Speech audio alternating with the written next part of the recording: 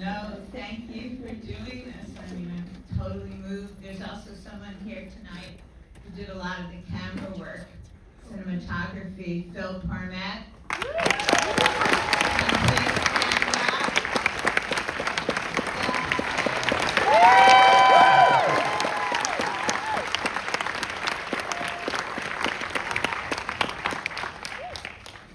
And you were fantastic. We had so much fun together, running away from the co-operators when they found out who we were.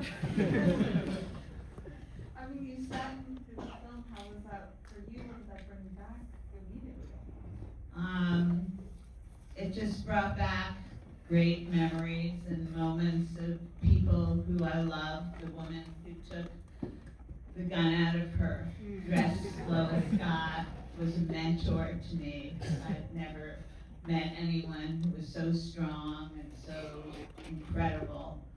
And all of these people meant so much. I didn't think I was ever going to go home again to New York. So, I mean, I would love to start with Lois. She, like you said, she's kind of a superstar and fearless and kind of the beating heart of the film. And I'd just love to hear, like, what was it like when you first met her? Was there a moment that you had to win her over or anything like that? well, I didn't have to win Lois over, but I had to win other people over. We were doing the Miners for Democracy for W.A. Tony Boyle and Arnold Miller and everybody out there.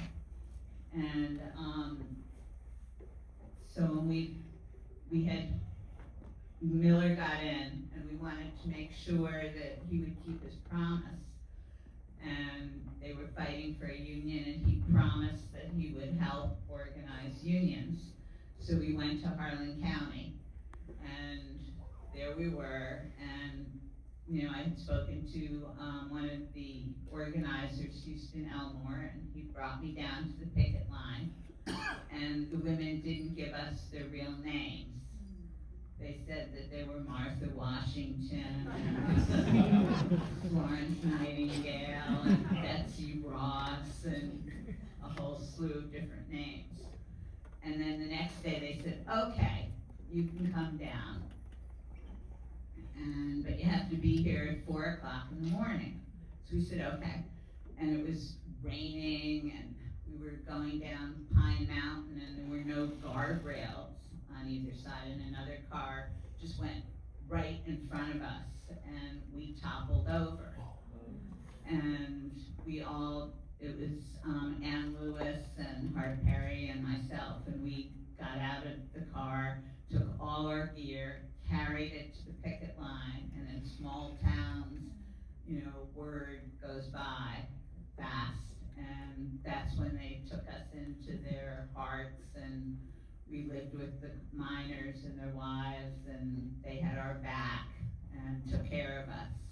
But there was also, too, Houston Elmore decided that I needed to have a gun. Now, I grew up in Scarsdale, New York, sort of living in a bubble with, never realizing that anything like this could happen. So he opens this case, and I look in, and I see a pretty pink little gun. And so I took that one, knowing I would never use it, or what was I going to do with it. So that was pretty heavy, but by the end of it, I was carrying a .357 Magnum, and also a shotgun, where if you didn't hold it exactly on your shoulder, you'd get bruised. So nobody better mess with me.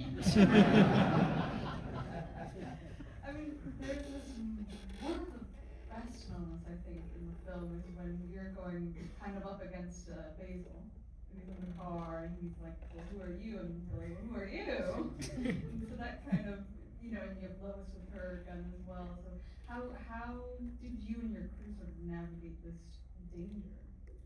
Well, I don't know, maybe we just figured we're so young we'll live forever. Which is not true, because they had shot another camera crew that came down there many years before, in the 30s. weeks or something like that. And I think the only time I really was afraid was when everybody had guns. And you can hear me talking to one of the organizers saying, so you think they're gonna shoot at us today? Because we've been shot at with semi-automatic carbines. And so I was wondering if he knew anything. And so I said, are you scared? And he said, yeah, ain't you? And you just felt this metallic sort of juices in your mouth of being scared. And so you and your crew are in this sort of danger that's physically exhausting, mentally exhausting, and I've heard that there were financial sort of issues. How did you? Always.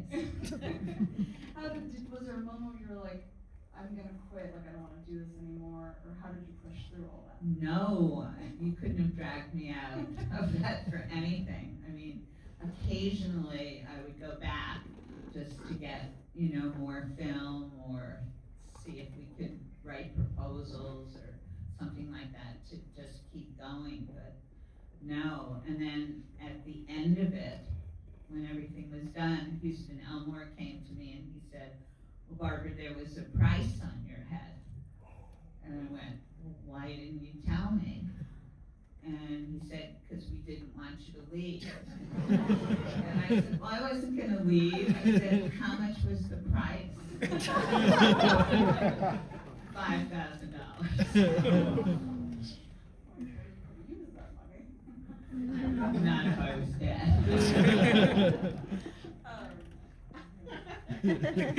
That's true. But I want to go back a little bit. Even before Harlan County, you studied clinical psychology, you worked with the Maisel brothers. So how did those experiences sort of inform this decision to go down to Kentucky and work on this union? Well, all the people that I really loved that did cinema verite have passed away now. Albert and David Maisels, Frederick Wiseman, and D.A. Pennybaker. And all of them did wonderful things for me. I mean, I worked on Salesman with the Maisel brothers and Gimme Shelter. And I remember that with Salesman, they would ask our opinions when we were in the editing room. And I think that that just gave me so much confidence that people would care about my voice. And maybe one day I'd be able to make films.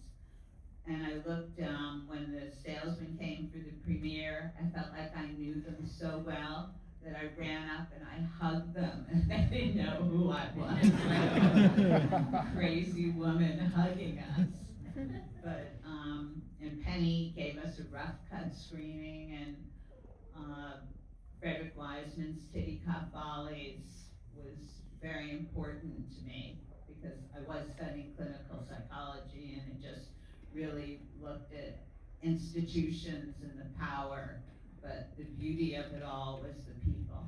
So, which I think shines through so beautifully, makes this a film that you can watch over and over again. You capture everyone's humanity and love for each other and love for the Harlan County and what they're doing.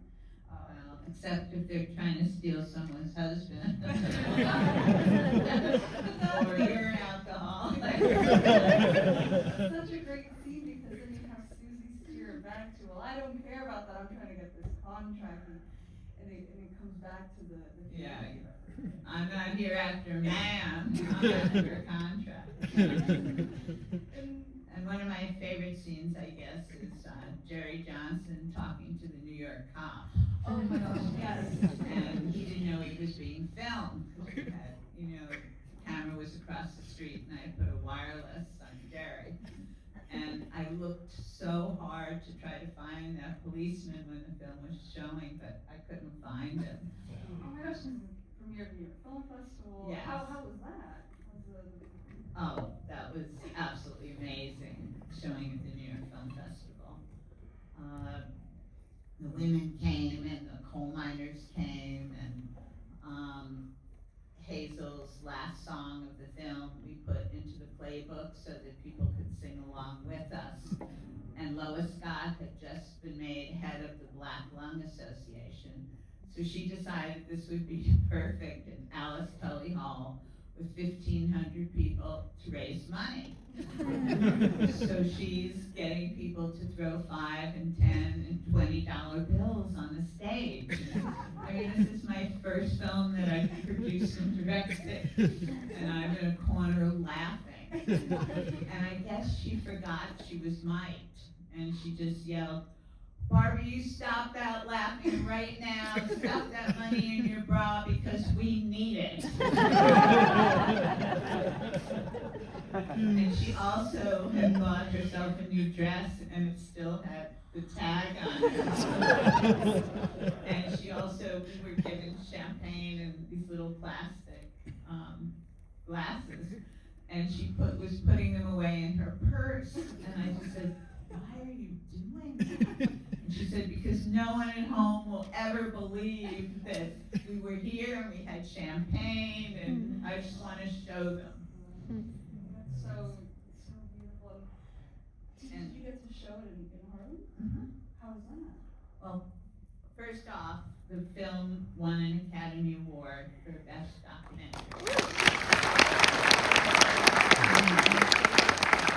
And when we were doing it, I mean, I never thought the film would show anywhere. I thought, well, maybe a museum would show it, or a school might show it. I just didn't even think about that. And all the documentarians were sitting together, and we all crisscrossed arms when they were going to mention who had won. And when they said, Harlan County, I could just feel my heart beating in the room. And then they just pushed me up. I walked up, and Lillian Hellman, of all people, who was just so incredible, gave us the award.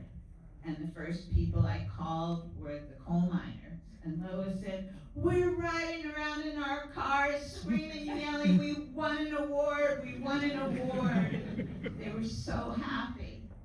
And then we brought the film to Harlan County, and the Ku Klux Klan had moved in, and they hung a dead goat in front of the multi-purpose center where the film was going to show. And it was very emotional. They had people who had black lung being wheeled in on gurneys, and because everybody wanted to see it. And it was just a beautiful moment. People, yelled at the strike breakers and laughed, and the women were sitting on one side, the men were sitting on the other. By the end, they were all sitting right next to each other, and it was really something else. It's something I'll never forget, ever. And then Donna had said to me that I should say what my mother said to me. I called her the day after we were machine gunned with semi-automatic carbines, and if you look on the film or you slow it down, you see that I'm moving forward because I didn't want, Carter Ann to get hurt. And so I go down first, and then they go down, and I called my mom, and I said, "Mom, well, hi." And she said, "How's everything going?" And I said, "Well, they shot machine guns at us this morning." And she said, "I forbid you to be there another day. You come right home." And I said, "Only kidding, Mom. Don't ever joke like that again."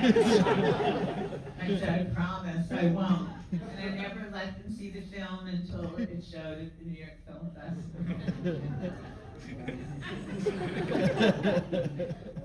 This new restoration, and you went back to Sundance recently, how has it been screening it now? Well, going back to Sundance was incredibly beautiful for me. And Harlan didn't show there. American Dream showed there.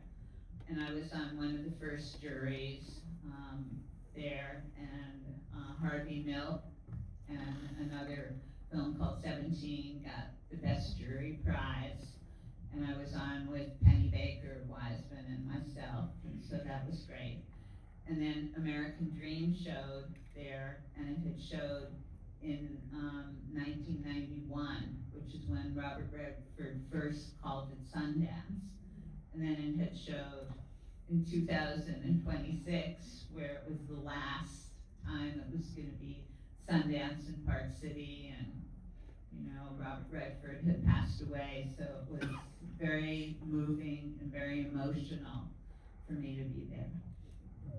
I guess maybe my last question is sort of watching it. You live through this and you watch it now, and how does it make you feel about the state of the world right now? State of the world?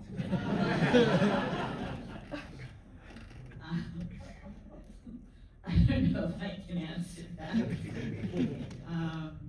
But I'll talk about unionism. And a lot of the same things are happening right now. I'm in fact in editing, doing a film on modern day unionism, and it's the Teamsters and UPS, it's Amazon and the Teamsters, and it's the deliveristas.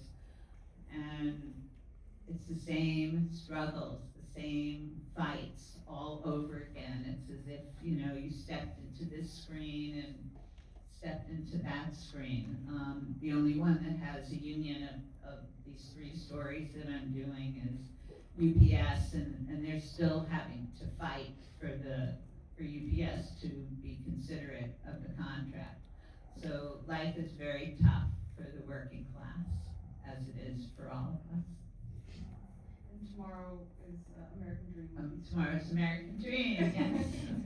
A totally different outcome, totally different film. But I hope you'll all come. Well, does anyone here want to ask me a question?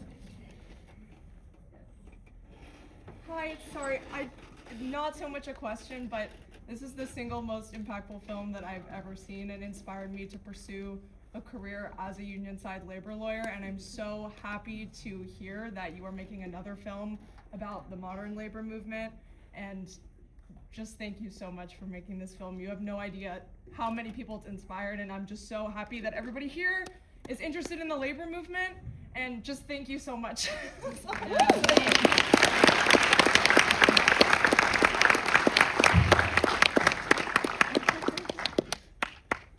Anybody else? Barbara Green showing tomorrow night. Tomorrow's the list you the other side. What was the defining moment that took you to this location in Brookside? What made you call to that Brookside spot? Because they were organizing for a union, and the new president, Arnold Miller, who was a coal miner himself, promised that he would organize the unorganized, and I wanted to see if he would keep his promise. So, and I had been filming the Miners for Democracy. Also, I wanted to mention the music in this. It was just told the story, some of it, Florence Reese, who wrote that song, Which Side Are You On, in the 30s there, she's singing it in the 70s, and it's amazing, and Hazel Dickens, and David Morris, and so many wonderful, wonderful people who, are no longer with us, but just sang their hearts out. And that was also a way for people to communicate with each other who were geographically isolated. So. And what about right now when people are rallying at these, let's say for example, these No Kings rallies? Do you feel like there's a kind of a, I don't know, just like people are tippy-toeing around versus the way these women were so like, okay, let me get a gun and get out there and support my man, I'll do it. Like, what do you notice in contrast of the vibe of those people with now, like, or you had a pink gun? Well, that changed. I think that now people are afraid, but I think the rallies, people aren't afraid. And they're singing, they're chanting, they're marching. And if we are silent, we're not going to get anywhere. So I just hope that people will get out there, whether they write songs about it, but whether they march, whatever activism is important, we need to do it, and we need to do it now. When you made that film, were any of the women, when you made that film, like the women singing, we are strong like a tree, we will stand here like the tree, were any women having to drag any other women there that were like, I'm not strong as a tree, I wanna sleep? No. Thank you. Okay. Thank you all for making this so special. It's something I will never, never forget. Thank you.